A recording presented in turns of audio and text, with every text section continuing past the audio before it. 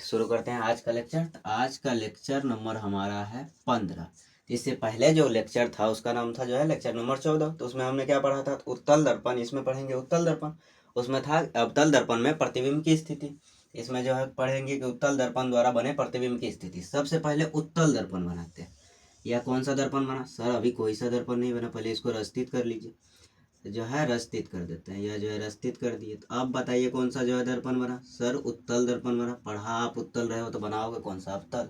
तो यह हमारा बन गया उत्तल दर्पण। चलिए, तो उत्तल दर्पण हो गया हमारा। ठीक है, उत्तल दर्पण में हमारा वक्रता केंद्र कहाँ रहता है? तो वक्रता केंद्र दर्पण के पीछे होता है, यानी इसके ठीक से माना जो है वक्रता केंद्र बना लेते हैं। वक्रता केंद्र यानी जो है इसका केंद्र होता है गोलीय दर्पण का, उसी को वक्रता केंद्र कहते हैं। इसके ठीक सीध में होता है हमारा जो है ध्रुव यानी पोल। ठीक, यहाँ से यहाँ जो है एक जो है रेखा जाती है जिसको हम लोग कह देते हैं किरण। इसको कह देते हैं प्रधान अक्ष या मुख्य अक्ष। ठीक, यह काल्पनिक रेखा होता है, इसीलिए इसको जो है काट देते हैं। ठीक है, ताकि लगे कि हाँ यह काल्पनिक रेखा है। फोकस इसका जो है वक्रता केंद्र और जो है ध्रुव के जो है आधा में हमारा होता है मुख्य फोकस यानी एफ। ठीक हो गया, बन गया सर। इसको नीचे कर देते हैं ताकि यह लाइन जो है थोड़ा इधर भी लिया जाता है, इधर वास्तविक लाइन बना दी। चलिए, बन गया। यहाँ से यहाँ हो जाता है हमारा, थोड़ा दूर जाके जो हो जाता है, क्या हो जाता है? अनंत हो जाता है। थोड़ा दूर जब आगे बढ़ेंगे तो अनंत हो जाएगा। इसमें देखना है कि जो है प्रतिबिंब कहाँ कहाँ बनेगा, वस्तु कहाँ कहाँ रख सकते हैं। सर वस्तु तो देखिए सीधा सीधा है, पहले रख सकते हैं ध्रुव। यहाँ ध्रुव हो गया और यह अनंत हो गया, इसके बीच में रख सकते हैं। और जो है दूसरा अनंत में कहीं भी रख सकते हैं, दो ही जगह। ऐसा तो होगा नहीं कि जो है फोकस में, जैसे अवतल दर्पण में हमने पढ़ा था कि फोकस में भी रख सकते हैं, फोकस और ध्रुव के बीच, फोकस पर, और जो है फोकस और वक्रता केंद्र, और जो है वक्रता केंद्र पर, या अनंत इधर। लेकिन इसका जो है उल्टा हो गया। क्यों हुआ सर? क्योंकि इसका जो है फोकस और वक्रता केंद्र दर्पण के पीछे। अब वस्तु को तो हम लोग दर्पण के पीछे रख नहीं सकते, क्योंकि अगर वस्तु को हम लोग दर्पण के पीछे रखते हैं तो क्या हमारा प्रतिबिंब दर्पण पर प्राप्त होगा? नहीं होगा सर। क्योंकि मान लीजिए यह दर्पण है, या उसका जो है पीछे का भाग हुआ तो पीछे रखेंगे नहीं होगा, क्योंकि इसके अंदर घुस के तो हम प्रतिबिंब रख नहीं सकते हैं, वस्तु रख नहीं सकते हैं। तो अब वस्तु हम कहाँ रख दिए? पहला वस्तु जो है हम रख सकते हैं बात ध्रुव और अनंत के बीच। चलिए यहाँ रख देते हैं अनंत के बीच, ध्रुव और अनंत के बीच यहाँ रख दिए वस्तु। ठीक है, वस्तु का नाम रख देते हैं ए बी। ठीक, पहला वस्तु कहाँ रखे सर? ध्रुव और अनंत के बीच। तो यहाँ लिख देते हैं जब वस्तु ध्रुव, ध्रुव को हम लोग किससे सूचित करते हैं? पी से, और अनंत के बीच हो। कहाँ हो? अनंत, यानी कहीं भी जो है अनंत का बीच होना चाहिए, यहाँ से लेके अनंत कहीं भी जो है बीच, अनंत के बीच हो, उसके बीच में हम रख देंगे। चलिए, तो बीच हो। अब देखिए सीधा एक रेखा जाएगी प्रधान अक्ष के समांतर। किसके समांतर? प्रधान अक्ष, या प्रधान अक्ष हुआ, समांतर गए। अब क्या होगा? तो हमने पढ़ा है रूल में कि जब रेखा जो है, किरण जो है प्रधान अक्ष के समांतर जाती है तो वह जो है टकरा के इधर चली जाती है। ठीक है, विभिन्न दशाओं में उत्तल दर्पण में फैल जाती है। लेकिन क्या होता है कि यह हमें जो है ऐसा प्रतीत होगा, हम कल्पना करेंगे यह जो है किरण आ रही है दर्पण के पीछे, एक जगह है जिसका नाम है मुख्य फोकस, वहां से यह किरण आ रही है। चलिए, तो यहाँ से आते हुए जो है हम दिखा दिए। अब क्या करते हैं, एक किरण गुजारते हैं वक्रता केंद्र से, तो यहाँ से जो है सीधा किरण यहाँ तक लेंगे, तो यहाँ से एक किरण भेजते हैं। चलिए, तो भेज देते हैं। यहाँ से किरण लिए, ठीक, यहाँ से किरण यहाँ तक जो है वास्तविक इधर से खींच देते हैं, टेढ़ा हो जाएगा। यहाँ से जो है किरण यहाँ तक वास्तविक गया, चल गया सर। लेकिन यहाँ क्या होगा? यहाँ से जो है काल्पनिक शुरू हो जाएगा, यहाँ से काल्पनिक शुरू होके चल गया। तो देखिए वस्तु कहाँ बन रहा है सर? प्रतिबिंब कहाँ बन रहा है? प्रतिबिंब हमारा जो है फोकस और जो है ध्रुव के बीच बन रहा है। इसका नाम ए डैश, इसका नाम बी डैश बना देते हैं। चलिए, ठीक है। तो प्रतिबिंब हमारा बना कहाँ? तो फोकस और ध्रुव के बीच। तो लिखते हैं प्रतिबिंब बनेगा, प्रतिबिंब बनेगा। तो वक्रता केंद्र से किरण गुजारे तो किधर की आएगी? तो सर जी जो है वक्रता केंद्र की ओर ही आएगी। चलिए, आ गई। तो B2 बम्बर बन रहा है। नहीं, ऐसा नहीं, ऐसा करते हैं। चलिए, ठीक है, तो इसको लिख देते हैं प्रतिबिंब बनेगा। तो सबसे पहले आप बताइए कैसा जो है प्रतिबिंब बन कहाँ? तो सर वस्तु रखे फोकस, वस्तु हम रख दिए कहाँ? ध्रुव के पास रख दिए, और अनंत के पास रख दिए। तो हमारा प्रतिबिंब बन रहा है फोकस और ध्रुव के बीच।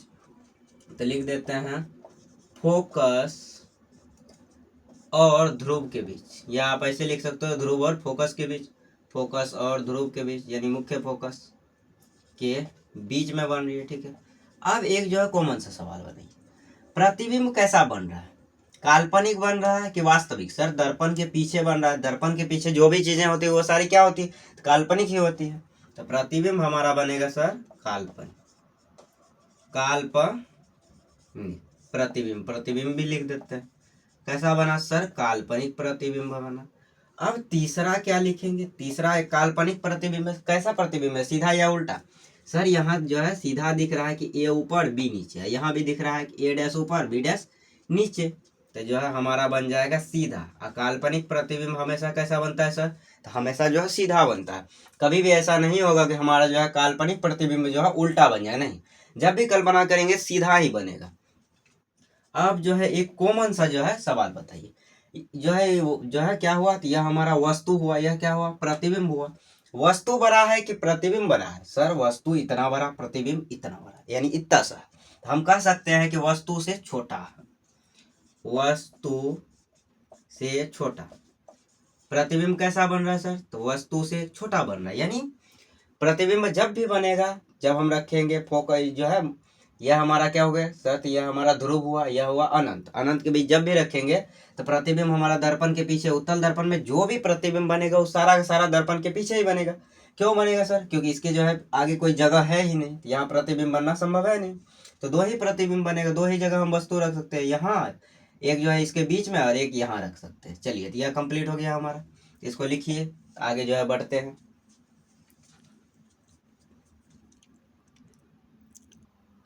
चलिए दूसरा स्थिति देखते हैं। दूसरा स्थिति क्या कह रहा है कि जब वस्तु अनंत पर स्थित हो। अनंत पर स्थित मतलब क्या कह रहा है, कह रहा है यह हमारा जो है दर्पण बनाते हैं, उत्तल दर्पण बनाएंगे, क्योंकि पढ़ के आ रहे हैं तो उत्तल दर्पण। चलिए तो यह बना दिए हम लोग, क्या, तो उत्तल दर्पण बना दिए। अब इसका जो है एक केंद्र होगा, वक्रता केंद्र नाम रख दिए, और इसका जो है इसके ठीक सीधे में जो है, सीध में होता है जो है हमारा ध्रुव होता है। और यहाँ से हमारा कौन जाते हैं, तो सर ध्रुव से वक्रता केंद्र तक जो है प्रधान साहब जाते हैं, जिसको हम लोग प्रधान अक्ष या मुख्य अक्ष कहते हैं। ठीक है, यह हमारे जो है काल्पनिक रेखा है, तो इसको जो है काल्पनिक बना देते हैं। इसका आधा क्या होता है सर, इसका आधा होता है मुख्य फोकस। चलिए बना दिया इसका आधा, ठीक बन रहा, आधा ही है ना, लग तो नहीं रहा है सर आधा, इसको और थोड़ा इधर लाइए, अब लग रहा है कि आधा है। ठीक है, अब जो है यह रेखा को जो है इस और ज़्यादा बढ़ा देते हैं। चलिए बढ़ गया। अब जो है वस्तु कहाँ रखा हुआ है सर, अनंत पर, इसके ठीक बगल में अनंत, यानी इधर कहीं रखा हुआ है, हमें जो है पता नहीं है कि वस्तु कहाँ रखा हुआ, तो अनंत पे रखा हुआ है, यानी कहीं भी रख सकते हैं। इधर यहाँ से जो है इधर कहीं भी वस्तु रख सकते हैं। तो यहाँ से इधर रखेंगे तो एक समांतर प्रकाश की किरणें आएंगी, आ गई, इधर जो है टकरा के चली गई सर। लेकिन कहाँ से आती हुई प्रतीत होगी सर, दर्पण के पीछे जो फोकस है, मुख्य फोकस, वहां से आती हुई प्रतीत होगी। अब यहाँ से एक जो है किरण गई समांतर, टकरा के इधर आई, लेकिन हमें कैसा प्रतीत होगा सर, हमें प्रतीत होगा कि यह जो है दर्पण के पीछे वाला जो है मुख्य फोकस है, वहीं से जो है आती हुई प्रतीत हो रही है। बड़ा दुख का बात है सर कि दर्पण के पीछे, यानी कहाँ बन रहा है प्रतिबिंब, तो सर फोकस पे बन रहा है। लेकिन फोकस कहाँ है उत्तल दर्पण का सर, दर्पण के पीछे है, दर्पण के आगे कुछ नहीं, दर्पण के आगे परावर्तक सतह है जहाँ से प्रकाश टकरा रही है, परावर्तन हो रहा है। तो अब प्रतिबिंब बनेगा कैसा, देखिए बढ़िया से, प्रतिबिंब बनेगा। अब कैसा बनेगा, तो चलिए तो इसको अच्छे से देखते हैं। सबसे पहला प्रतिबिंब बन कहाँ रहा है सर, तो फोकस पर बन रहा है, तो बढ़िया से लिख दीजिए फोकस पर।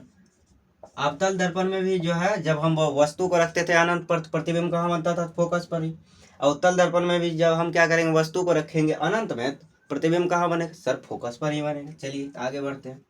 आगे हमारा क्वेश्चन क्या कह रहा था, आगे हमारा उत्तर, ये जो है प्रतिबिंब बना फोकस पर, कैसा बन रहा है, काल्पनिक के वास्तविक सर, हाँ दिख रहा है कि कल्पना कर रहे हैं, दर्पण के पीछे बन रहा है, तो इसको हम लोग कह देंगे काल्पनिक प्रतिबिंब। कैसा प्रतिबिंब, काल्पनिक। अब सीधा बताइए कि काल्पनिक प्रतिबिंब कैसा होता है, सीधा होता है कि उल्टा होता है सर?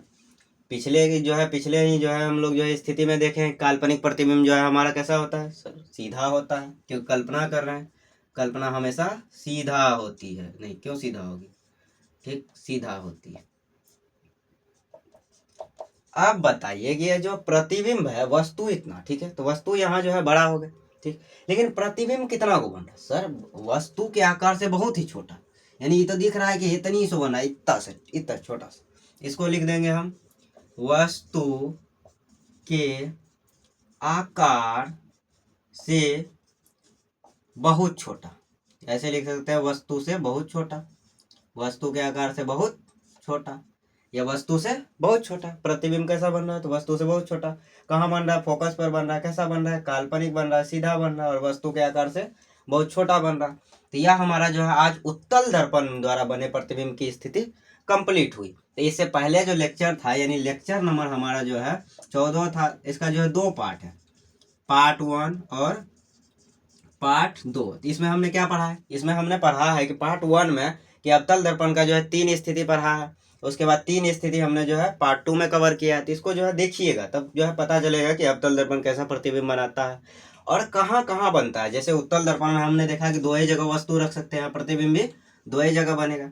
उसी प्रकार जो है हम लोग जो है अवतल दर्पण में भी जो है टोटल जो है 6 स्थिति देखे। कितनी स्थिति, 6 स्थिति देखे कि जो है 6 जगह पर जो है वस्तु को रखेंगे और 6 जो है प्रतिबिंब प्राप्त होगा। तो जो है लेक्चर जो है 14 का जो है दोनों पार्ट जरूर देखिएगा, ताकि जो है इसका कॉन्सेप्ट क्लियर हो अवतल दर्पण का। या उत्तल का तो हो गया कंप्लीट, ठीक है।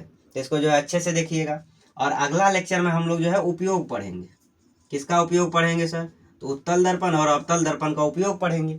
आज के लिए जो है हम लोग इतना ही रहने देते हैं, तब तक के लिए जो है इतना। इसके जो है आगे अगला लेक्चर में पढ़ेंगे। तो इसको जो है अच्छे से जो है कीजिएगा, देखिएगा। और इसमें कोई भी अगर डाउट हो तो लिखा कीजिए कमेंट में। ऐसे बिल्कुल नहीं कि सर जो कुछ हो नहीं रहा आप जो है पूरा देख के जा रहे हो, तो ऐसा नहीं करना है। अगर डाउट हो रहा है तो कमेंट में लिखिए, ताकि जो है हम वहाँ जो है आपका डाउट क्लियर कर सकें। तो तब तक के लिए इतना ही, मिलते हैं अगले लेक्चर में। धन्यवाद।